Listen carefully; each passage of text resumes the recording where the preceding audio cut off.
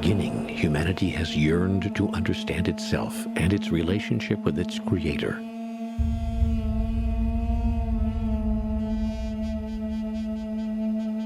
In the days of Moses, the Creator was known as the God of our forefathers, or the God of Abraham, but there was no real name for the divine creative presence.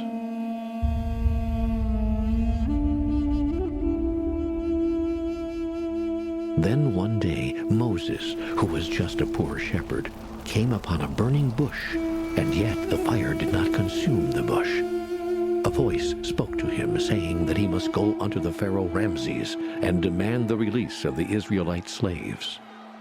When Moses asked who he should say sent him, God said, "I am that I am." For the first time in history, God had a name.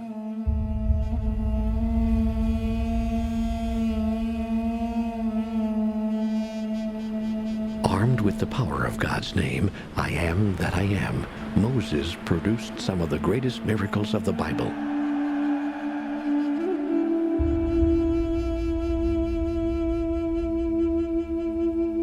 Religious authorities, recognizing the name's awesome power, declared that uttering it was the highest blasphemy. And so its strength was unrealized, misinterpreted, and misunderstood.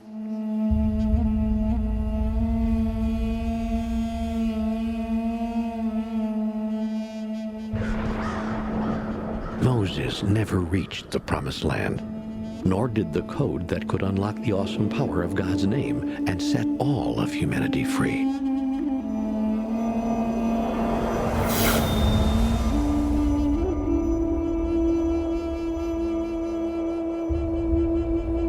A code that could set humanity free. It may seem impossible, but Moses learned something from God that day that changed the world. In fact, we still talk about the miracles he produced.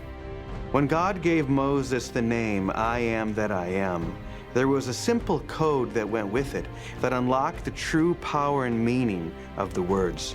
But then the name of God was banned, and uttering it was sometimes even punishable with death.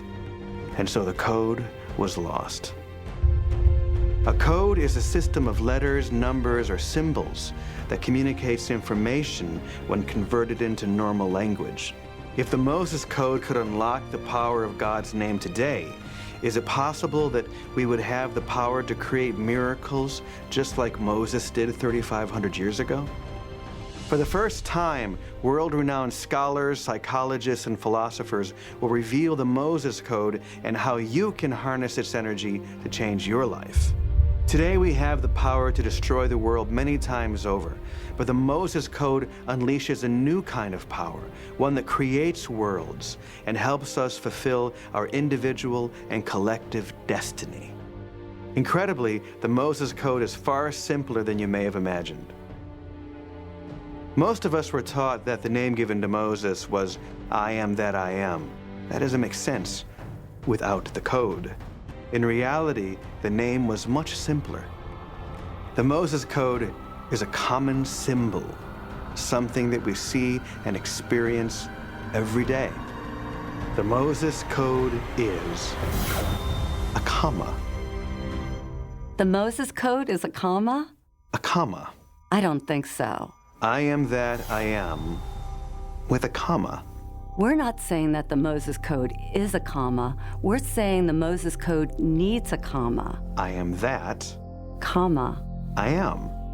The very name of God, I am that I am, has intrigued me for many, many years. When I was a child, I was told this by the adults around me. I am that I am, saith the Lord. And I thought, what in the world does that mean? I am that I am. Then one day a spiritual teacher said to me, I want you to change your life in 24 hours. I want you to walk down the street for 60 minutes today, and I want you to look at everything you see, and I want you to identify personally with that, whatever it is, the grass, the flowers, other people, the wino, the rich person driving by, the chauffeur-driven Cadillac, whatever it is. Just look at it and say, I am that. And so I did that. I walked down the street. I was with a friend, and I was saying in my mind, I am that, I am that, I am that. Whatever I looked at, if I saw violence on a TV screen, I am that.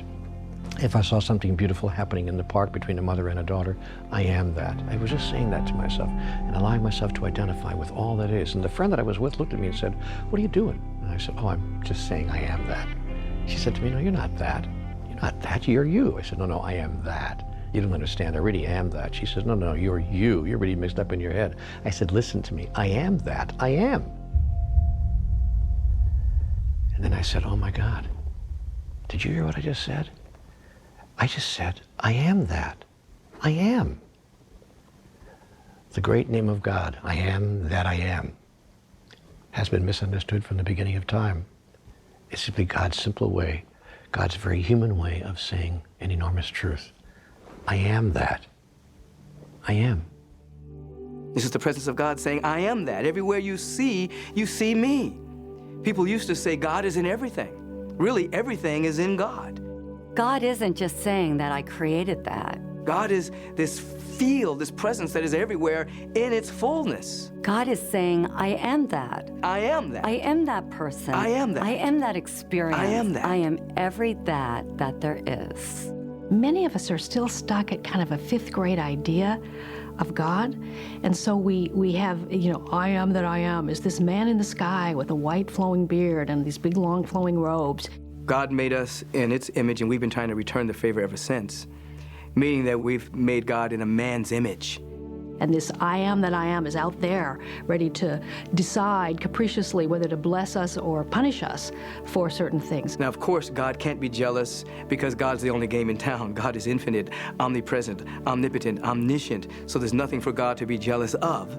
So that was a primitive mindset, projecting human emotions onto forces they didn't understand. And we project that presence outward instead of having a relationship with that present inwardly. If God actually is each one of us, then that would mean that each one of us is an embodiment of God. If that's true, then what would the possibilities be? What could we create? So we're walking to the wall now, where we're going to join thousands of other people encircling the entire old city of Jerusalem. But before we go there, we're going to explore 3 keys for unlocking the experience of being an embodiment of God, actually feeling in our bodies. And we're going to use 3 letters to do that, G-O-D, to help make it easier for us to remember. When these keys are applied to our lives, then we'll be able to turn that simple comma into one of the most transformative tools in history.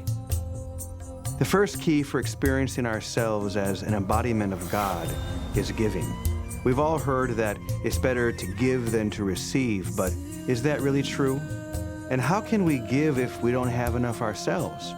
Mystics and saints like St. Francis said that it is in giving that we receive.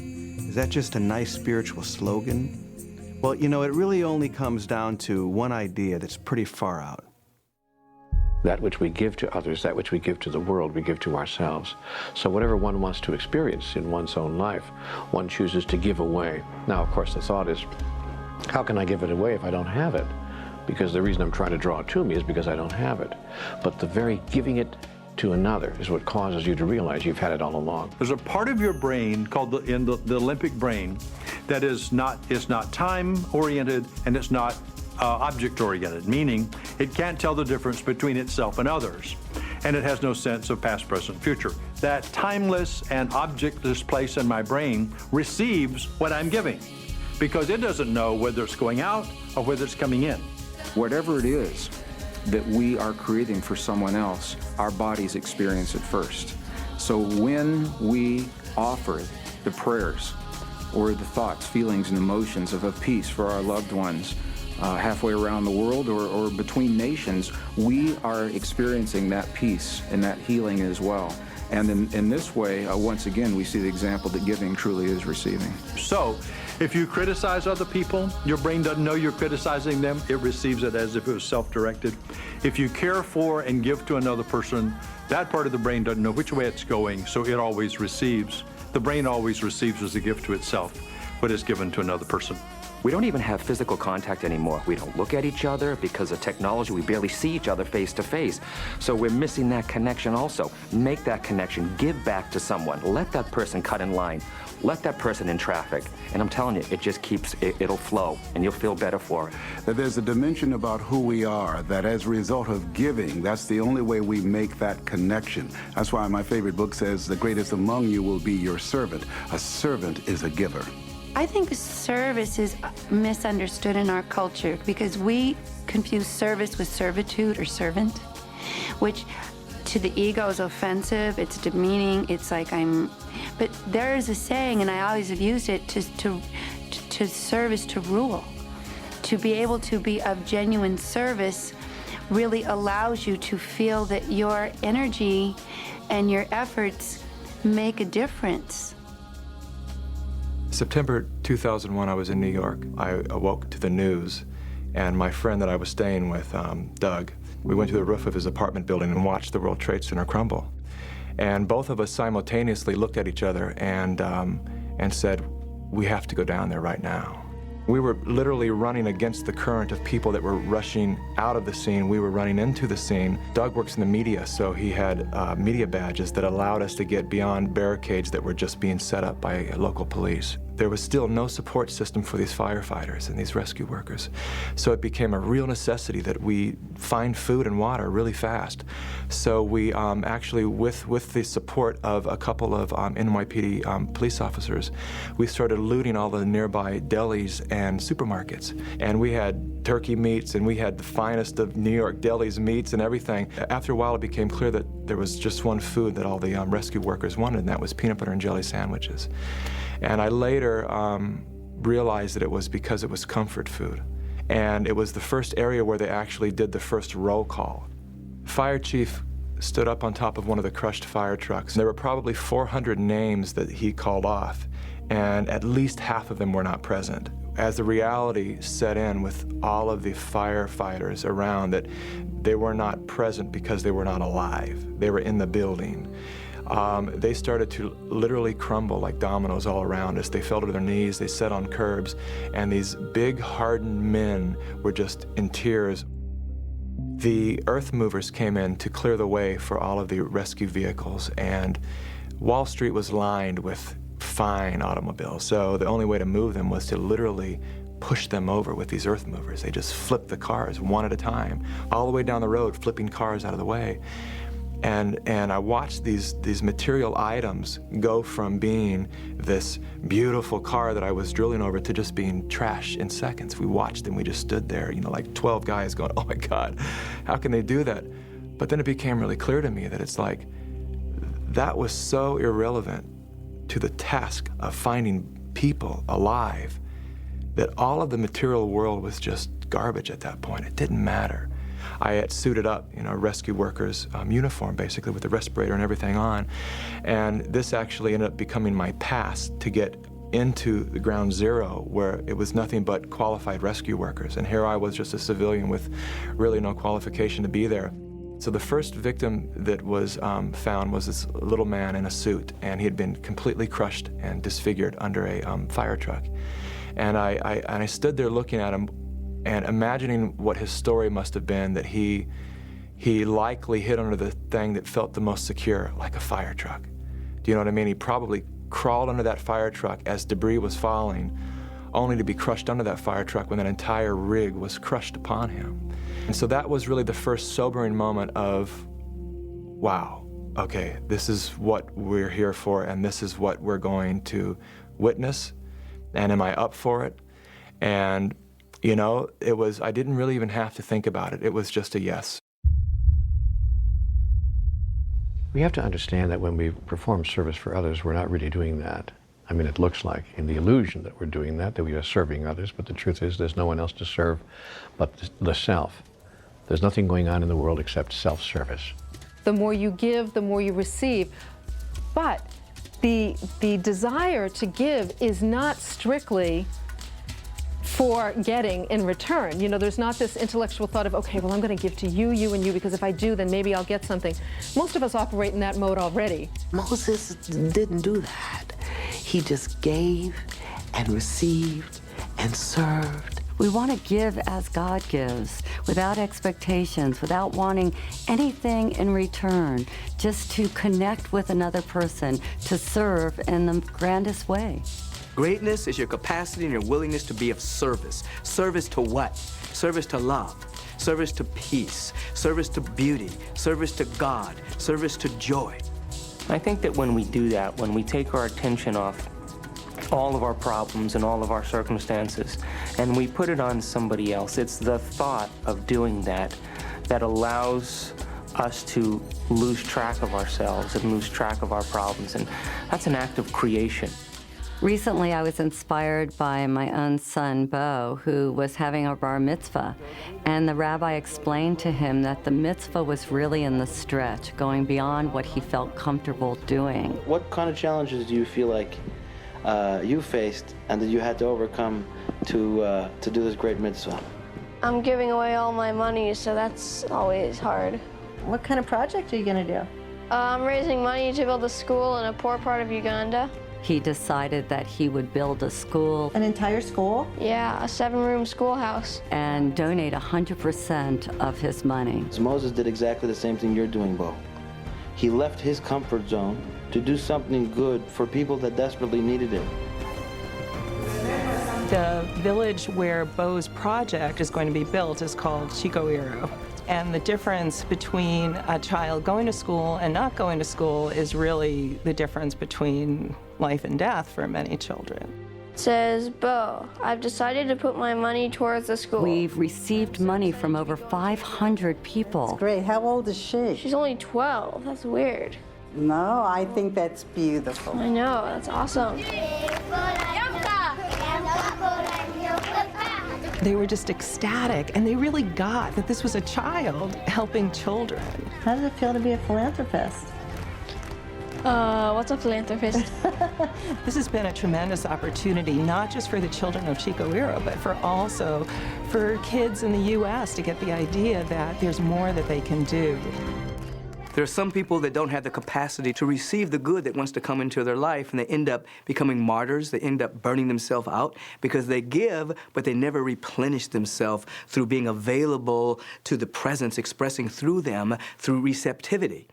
The couples who proceed slowly in therapy, the couples who seem to never get there, and no matter what happens in the relationship, they just don't, quote, really improve, have what we call a defense against receiving. They have no receptors for letting stuff in, not only letting love in, but letting compliments in, letting positive statements in, letting appreciation in. To surrender yourself enough to be able to receive, first from God, the Holy Spirit, and then from those around you, I think is one of the most sacred acts that we perform.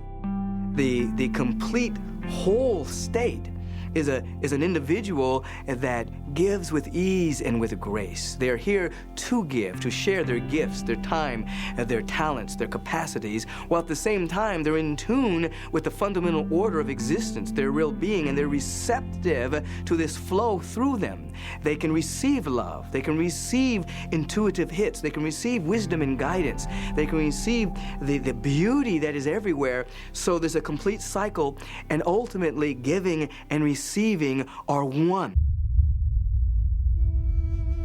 Most of us have heard prophets and sages and enlightened beings say that we're all one. But we look out at the world and we see separation everywhere, so how can that be true?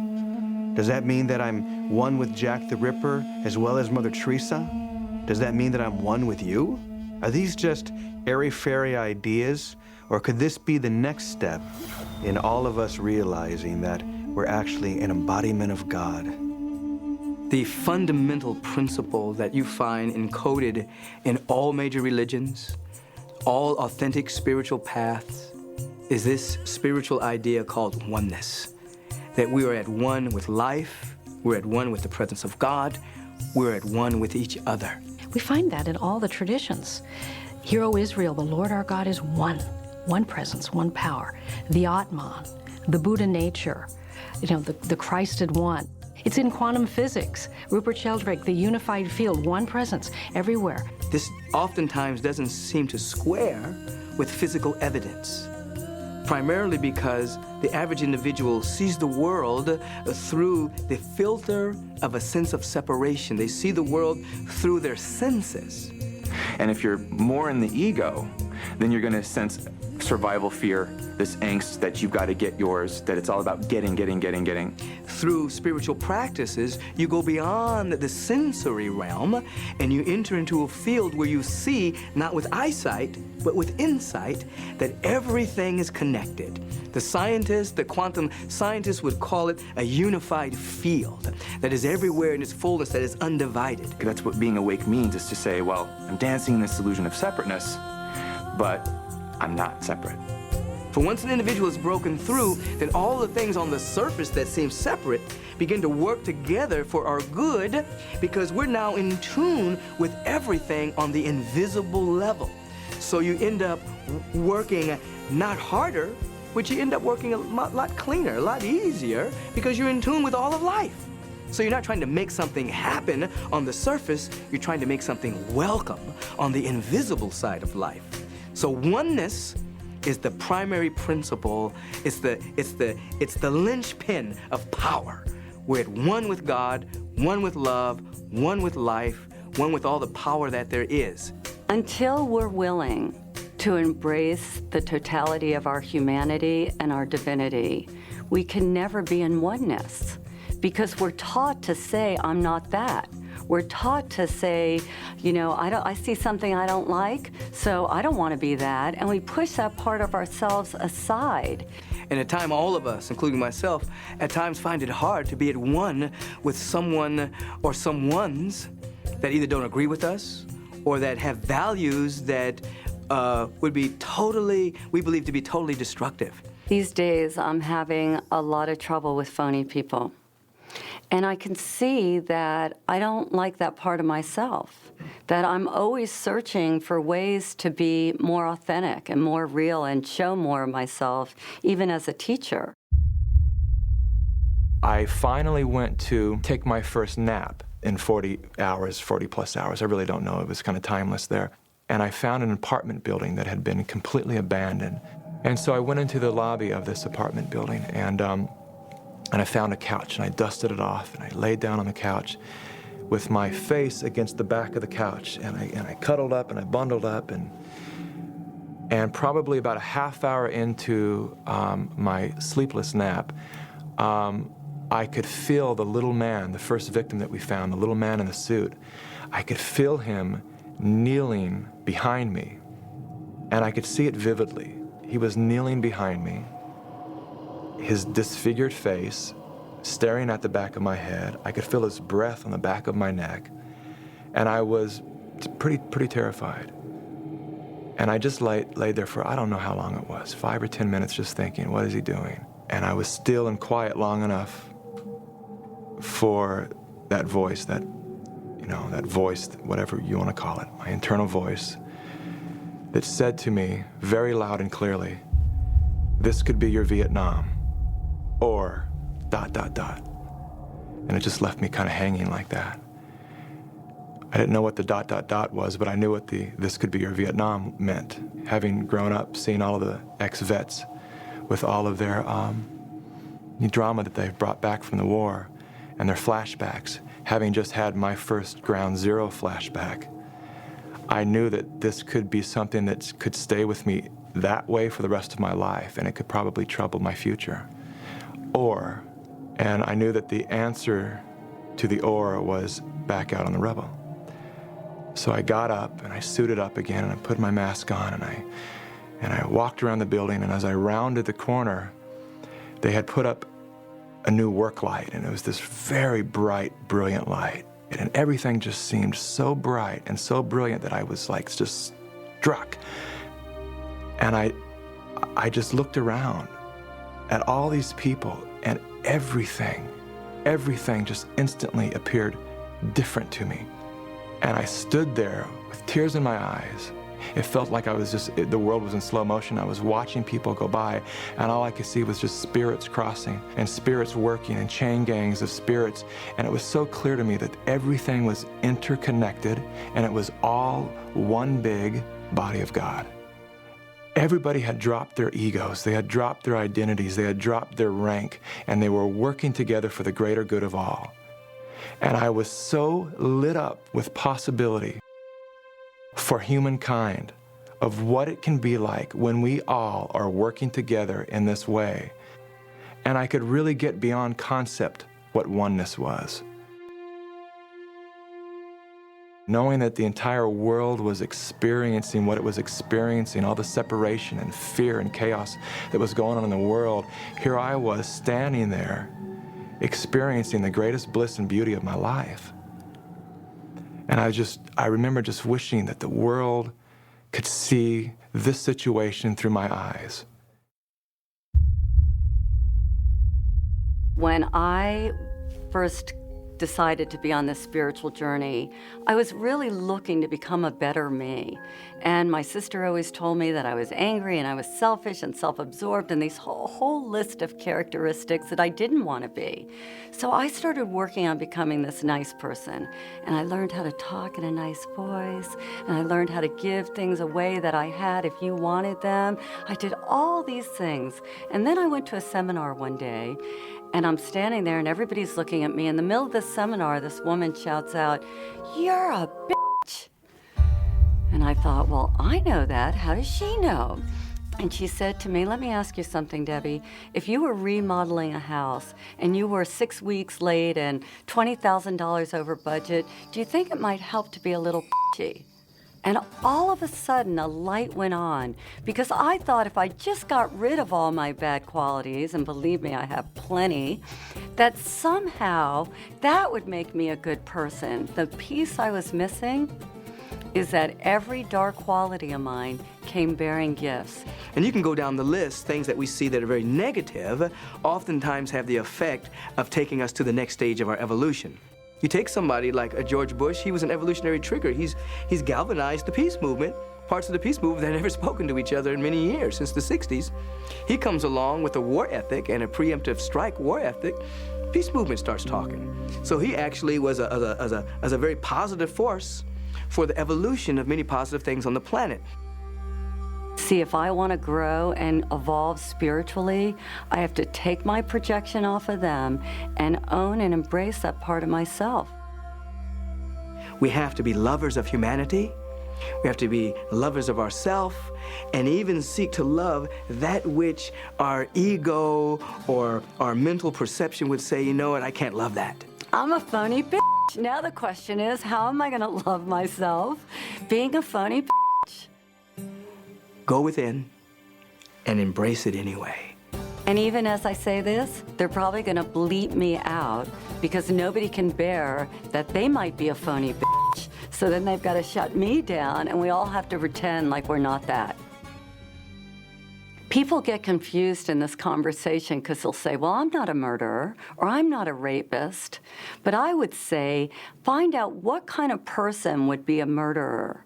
What kind of person would be a rapist? Those are the questions that we must ask ourselves, because maybe a rapist would be somebody who's wounded or sick. We all have a wounded part of ourselves. We all have a sick part of ourselves. We all have a twisted part of ourselves. And even though we'd like to fit into the ego's ideal of being a perfect human being, we're not. We're all that there is. And when we can open our hearts and have compassion for the part of us that might murder, we have no idea that if we're capable of that, especially if we're living and watching this film.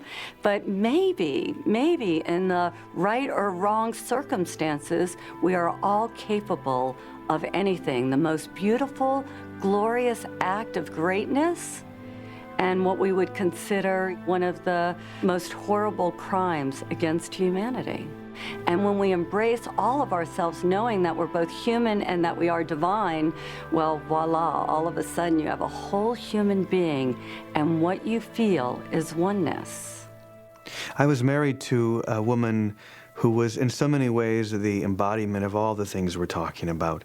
Linda has always been such an inspiration for me, and I know for so many other people, because of her kindness and her beauty. When my daughter and I were in Minnesota with family, we woke up the next morning to hear that 2 men had broken into her apartment and had killed her. the anger and the grief and the profound sadness for me was overwhelming. My daughter and I and a couple of others, we were talking and crying. It was very late at night, and my cell phone was beeping because the battery was wearing down. And so I just hit the button to turn the power off, but for the first time it didn't go off. Something very different happened. And the one and only picture that I had of Linda on my phone flashed full screen and froze there, and we felt her so profoundly connected with us. And it was in that moment that I felt this profound shift within me, even toward these men who had killed her. For me, the powerful emotion that I felt over and over again was this connection, this compassion for people who must have gone through something truly terrible to have committed such a terrible crime against a woman who was so beloved and so cared for by everyone that knew her. And there was a song that I wrote and performed at her funeral, and it was a way of both healing my heart but also imagining what Linda would say from the other side of the veil if she could reach back and speak to us about oneness.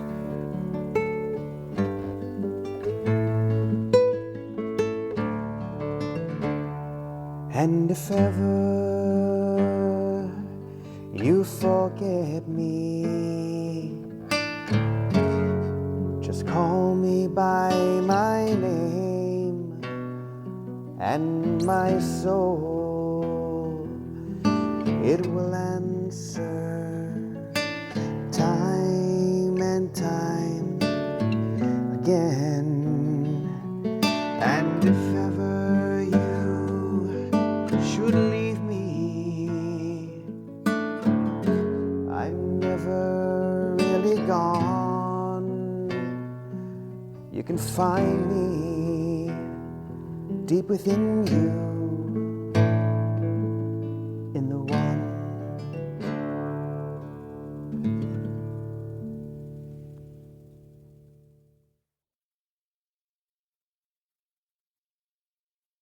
If you have a spiritual practice, when those insights occur, they integrate into your way of living. They don't wipe you out, nor do they just fade into the recesses of memory as to a wonderful moment you once had. Integrates into you. And that sense of oneness and unity becomes more real than anything.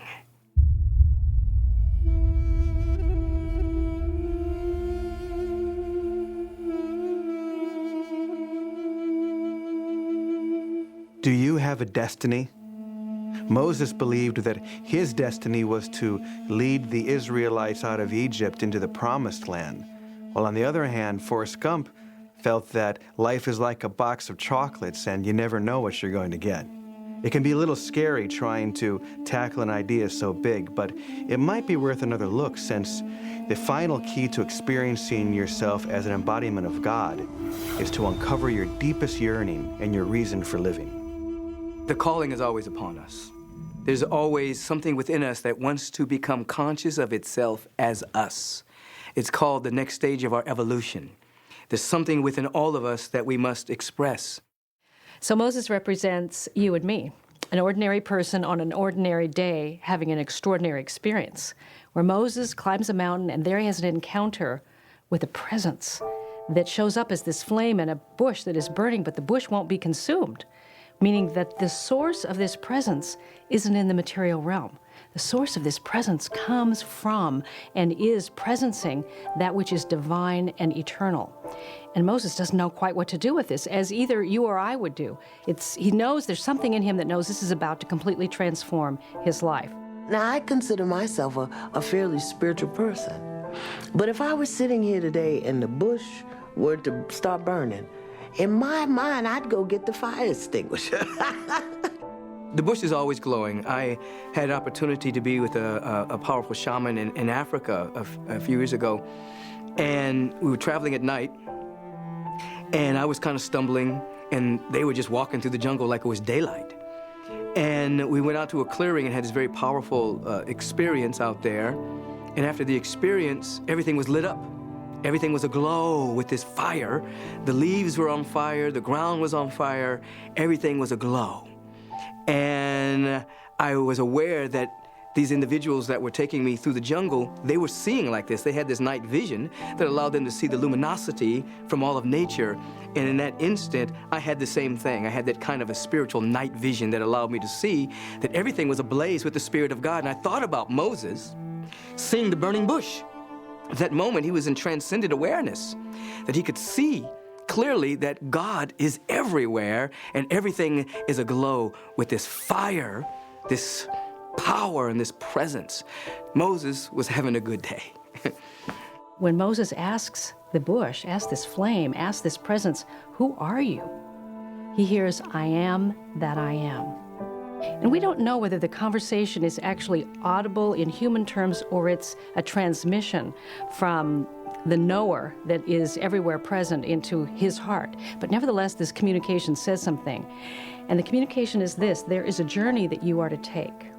Joseph Campbell would later call that the hero's journey. That there's a journey that is for each one of us to take, that takes us from our local, temporal, egoistic point of view or self to an understanding, a person of destiny, a person of wholeness and completeness, and that journey is the Moses journey. Moses didn't think he was worthy. And so that unworthiness combined with willingness provided a space for the presence of God to come through, because Moses wasn't blocking God out with his ego. So the rest of the story is both a literal story, a historic story, but it's also a meta story. It's a story of you and the story of me. And all the characters in that story are parts of ourselves.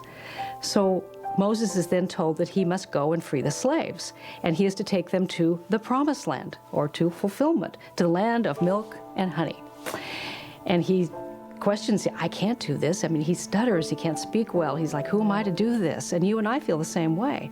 When a dream, an idea, a calling, something calls to us about make a difference, give something, do something in your local community, do something for the world, do something for your family, do something. And right away we feel like, oh, I'm not up to it. I don't have what is required. I'm not enough for that. I think everyone has to come to grips with the fact that if there's a destiny within all of us, there's something calling all of us, and we are presently not the person that can deliver that destiny. We grow into it as we say yes to it. There's an old statement that God does not call the qualified, God qualifies the called. So that when we answer that call, then the presence qualifies you. It qualified me. I didn't have all of the skills. I didn't have the resources. I didn't have the money. I didn't have the space. Didn't have anything. But God qualified me through my yes. So people showed up, resources showed up, buildings showed up, individuals who could catch the vision that I was articulating showed up. And then I changed. I grew. So the person that said yes is not the same person sitting here today. The person that's sitting here today saying yes to the next stage of the vision will not be the person that inherits and articulates and manifests that aspect of the vision. We're constantly evolving and growing and unfolding based on our ability and our willingness and our capacity to say, yes, I'm willing, yes. And so Moses agrees to the journey. And there's that part of us that says yes to our own destiny, that says yes to our purpose as we discover it. And then, of course, comes having to encounter Pharaoh. Not only the historic Pharaoh, but the personal Pharaoh. The personal Pharaoh is our intellect. It's the part of us that's all made in agreement with the kingdom of our lives as we've known it, with everything just as it is, the status quo, the comfort zone. And then there's this part of us that wants to emerge, this part of us that wants to make a difference. And there's a whole argument that goes on internally about, no, I'm not about to make that change. And ultimately, in this story, which is your story and my story, the hero's journey, the trouble builds up, the trouble gets tougher, things get more and more complicated, and finally, in desperation, Pharaoh says, okay, go ahead, take the people and go. Now, the thing that I find very interesting about Moses is that he had a speech impediment. We don't know what kind it was, but one might think, why would God choose someone with a speech impediment, let's say a stutter, to deliver 4,000, however many, unruly Israelites into a new way of being? So here they are fussing and arguing among themselves, and Moses with his speech impediment, you would say, why does God have such a sense of humor? And you say, why would he choose Moses? One of the reasons why God could use him is because of his humility. And oftentimes, people that seem that they're lacking something within themselves, they become great vessels and great vehicles for the power of God to express through, because there's nothing to inhibit the flow from expressing through them. Very often we think we have impediments or limitations, and we don't think God can use us, but God will take your limitation and use you and it to deliver somebody else into a new place and a new way of being. So the sea opens, and then the real journey begins, because they spent 40 years in the desert.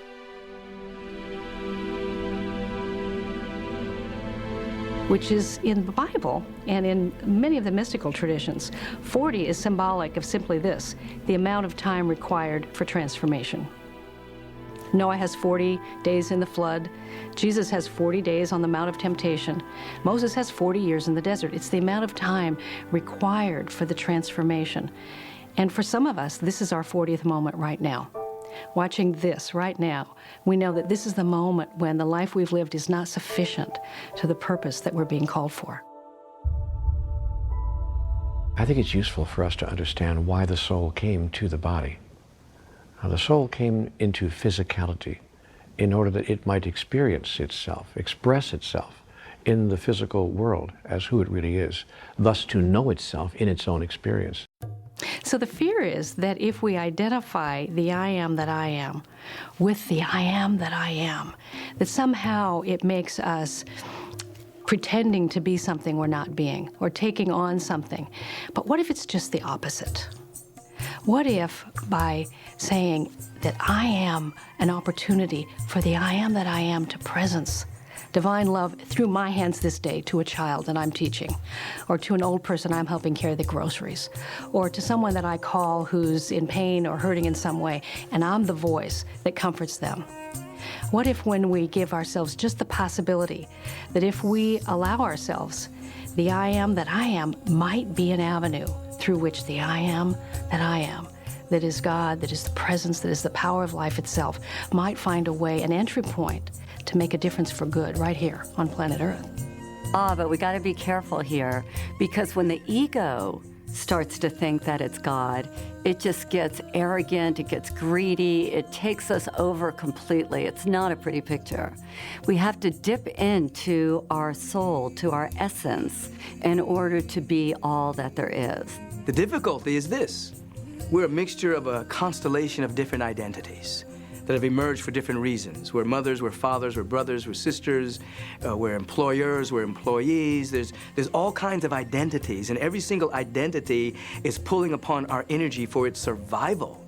However, there is a central identity, which is the I am presence. There's a central identity which is not in comparison with all other identities or in comparison with anybody else. It's the image and likeness of God. It's a unique configuration of infinite potential, infinite possibility. And within that core identity, it is speaking, it's calling our real name and inviting us to greatness. It's inviting us to be more ourselves. Remember, it's the still small voice. We have to get quiet enough to hear it. And through spiritual practice of prayer, lowly listening, meditation, after a while you're able to tell the difference between the voice of one of the constellation of shifting identities or the true voice that's coming from your soul that wants you to be great. And the definition of greatness is your capacity and your willingness to serve. When we get past survival, when we get past those small-minded things, then the only thing the soul wants to do is to make a difference, to give to humanity. What can I do? There's so much you can do, you can't even believe it. Right at the end of your fingertips is a whole world of your possible creation. And it is ignited, it is inspired, it is embraced, and it is in fact experienced in extraordinary ways the moment you decide to be in service, not just to the world, but to the world of your own creation. When that central voice begins to speak, and it's still and it's small, it's calling you to a greater degree of service, and a greater degree of serving humankind, a greater degree of serving your family, a greater degree of serving everyone you come in contact with. That's one of the ways you can tell the difference between that voice. Is it calling you to serve? Or is it calling you just to take care of yourself? If it's calling you just to take care of yourself, it may be coming from the ego. The question often rises for us, so how do I know the difference between God's will and my will, and do I have a will? What do I do with my will? And my understanding of that is that, where is God? Jesus said the kingdom of God is within you. So within us, we know we have the Pharaoh part, or the intellect, or the part of us that argues for circumstances that we know. And then there's the prophetic part, or there's the part of us that does have a destiny, that does have a call to make a difference for good. And so when we align the Pharaoh with the heart, then we align our will with God's will. When we enact creation, we are emulating the Creator. And the result of that is that we feel good. We feel love. We feel expanded. Your soul needs inner peace, it needs contentment, love, creative expression, and of course divine connection. Those are the qualities that make you feel good. You're actually wired so that you'll know you're on track by the aliveness you feel. I am that I am. And it's in your being, your embracing of the presence and standing in that, that you give the greatest gift that you can to the world. And so the understanding about that and the living from that is the journey. Course in Miracles calls it the 18-inch journey from the head to the heart. In that moment, standing there, overlooking ground zero and all the chaos that was going on, arose my life destiny. All my selfish pursuit of trying to get what I needed to get and be where I needed to be in my life just seemed ridiculous. I knew that from that point on, my life would be about all of us. It would be about community. My heart was so filled with possibility of what we're capable of when we're working from that point. Because I know it's possible, my whole life now has been about recreating that community. It is the catalyst for my wanting to create Elevate Film Festival, which is, when you really break it down, it's just a community of people who understand this oneness that I'm talking about. Can we bring people into an experience that's so much bigger than who we think we are, that we can experience that level of oneness? Because when you do, there's nothing more beautiful in this lifetime and this experience. There's nothing greater than that. The kingdom of God is unconditional love. The kingdom of God is peace of mind. The kingdom of God is joy in my soul. I said, yeah, let me seek that stuff. And then I don't have to worry about getting anything, being with anybody, doing anything special. Let me go for the unconditional love, first of myself, and then to be able to extend it to everyone else. Let me go for the peace of mind, where I'm not worrying about what might happen, what could happen, where I'm just embracing the presence, my I amness, the manna of God in this right now moment. Let me go for that. And let that trickle down and fill every other aspect of my life. That's the kingdom. To that degree that we begin to know who we are, that who I am behind my eyes is the same person that you are behind your eyes. And that's the kingdom, and that's the connection that connects all of us. And as we get closer to that, then we begin to manifest the attributes of that in our life and our daily living. So once I really understood what the kingdom was, oh yeah, baby, I want to seek that. So paradoxically, in that moment, while the world was experiencing chaos and confusion and fear, I was standing there experiencing my first true experience with God. Through giving and the service that I was witness to, I had experienced the oneness, the greatest sense of oneness that I ever knew was possible. And from that arose my destiny.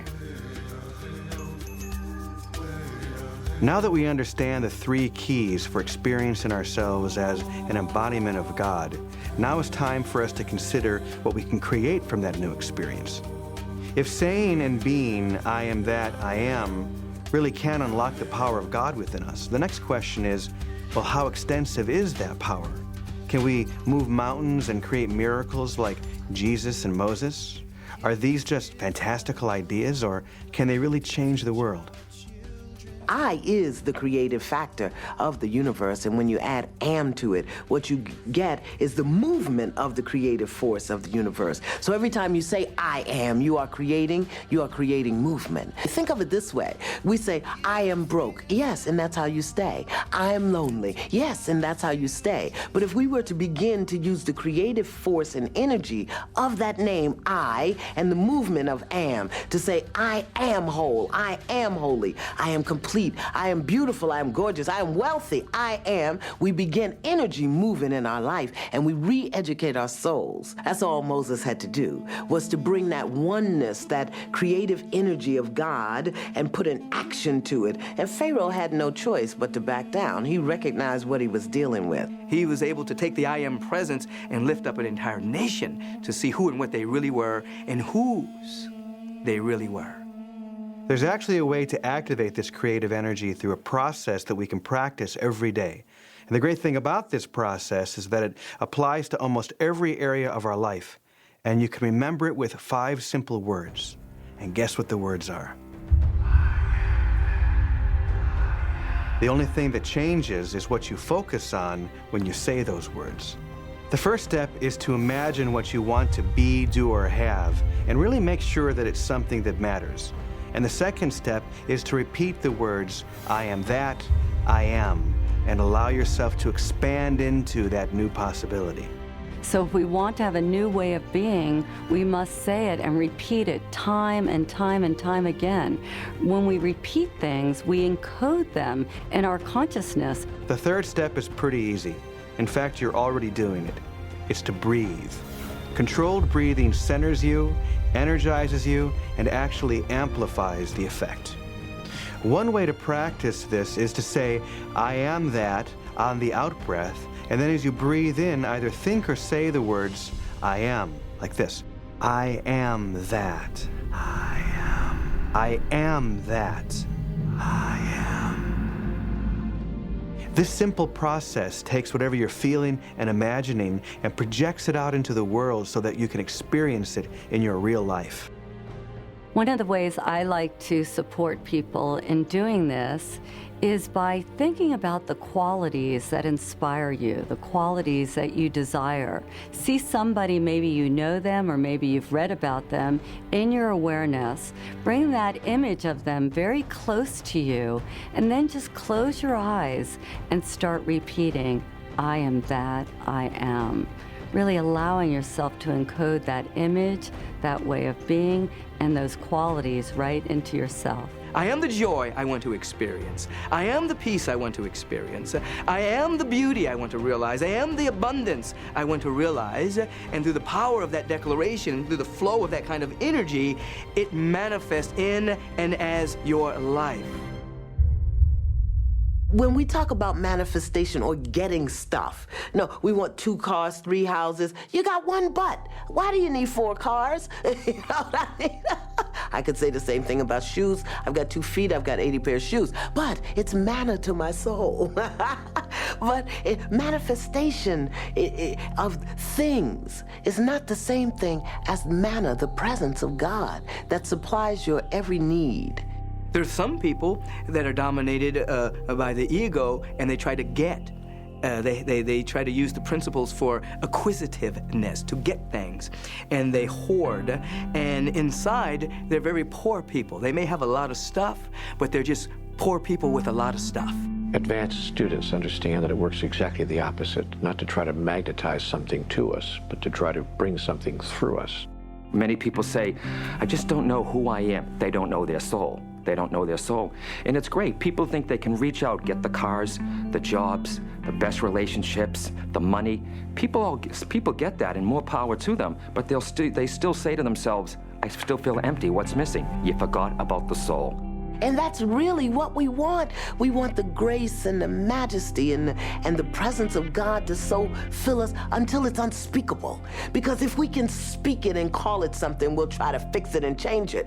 So we just want to be. And in that beingness, we have the manna, which is the manifestation of the presence of God.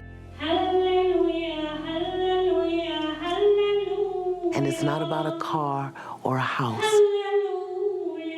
it's about the presence of God.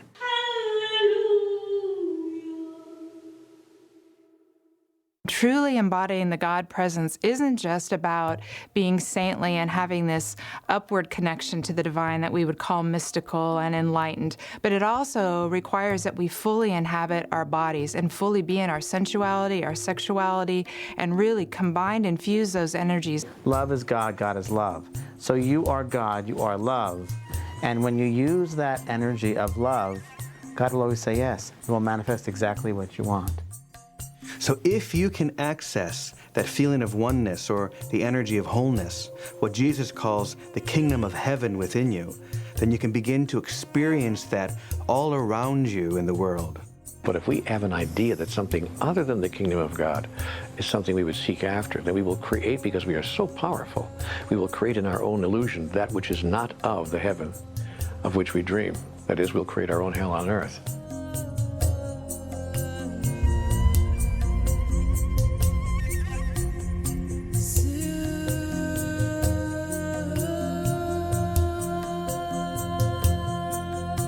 Moses and the Code never made it to the Holy Land, and since then Israel has been in constant conflict. Millions have lost their lives due to a misinterpretation of the name of God, and religious factions have been fighting for centuries, ironically, in the name of God. But thousands of people of all races and religions are flying in from all corners of the world, armed with the powerful intent to finally bring peace to the Holy Land by literally embracing the old city of Jerusalem.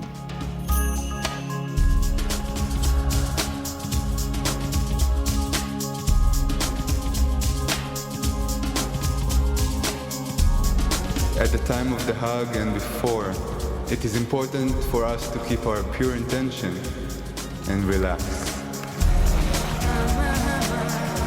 So we're walking to the wall now, where we're going to join thousands of other people encircling the entire old city of Jerusalem. Can you stretch the line?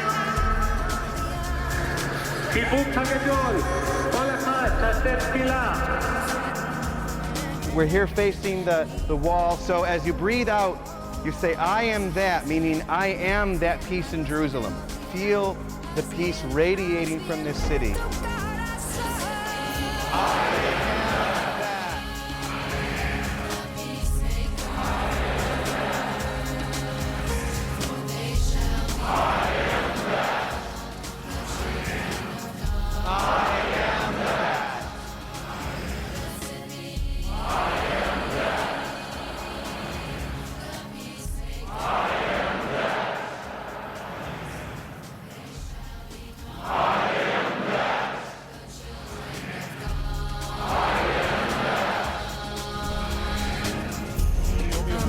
שחגגנו ככה בגשם בשבוע שעבר לא מסתיימים.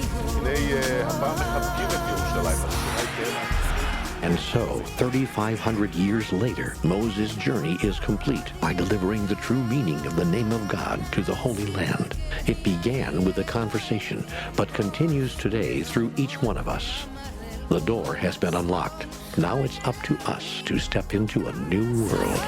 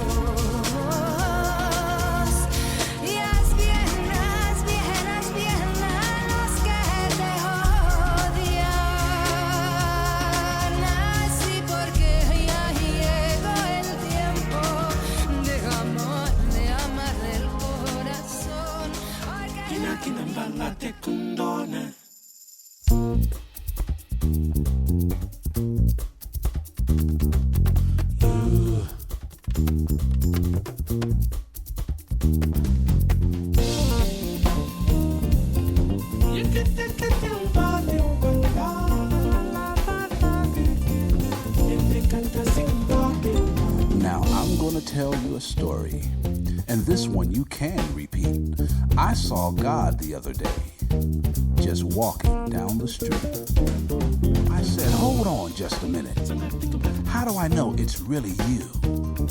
She gave me a simple answer. She said, you don't, unless you do.